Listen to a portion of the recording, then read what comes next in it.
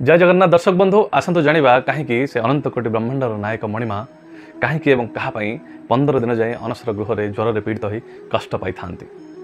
मणिमा जड़े परम भक्त थे ना है माधव दास। माधव दास निज घर परिवार छाड़ी जगन्नाथ को ही सबकि भावी पुरी में आसी रही लगे। जिते शेष समय आसला से बहुत कष्ट पाइले, एक अजଣା रोग पीड़ित हेले।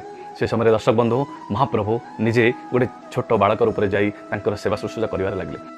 माधव दास जिते सुस्थ हो आसिले से जानीपारे स्वयं विश्वनियंता सेवा कर पाद तले पड़गले। से पचारे हे मणिमा आपन तो विश्वविधाता, आपन एमती चुटकी बजे मत भल कर पारे किंतु कहीं एत दिन मोर सेवा कले। भगवान स्मितहास्य दे उत्तर देले माधव जहाँ तुम कष्ट पाइच ताहा तुम गत जन्मर कर्मर फल तुम प्रारब्ध। तुम प्रारब्ध को तुम परिवर्तन करें या तुम पाइप बाध्य किंतु हाँ मो भक्तर सेवा करें। आ गोटे कथा दूची आ 15 दिन तुम कष्ट पाइबार बाकी रहा। आ 15 दिन कष्ट मुझे तुमठू नहीं जाऊँगी। प्रतिवर्ष मुझे 15 दिन कष्ट पाइबी आ जर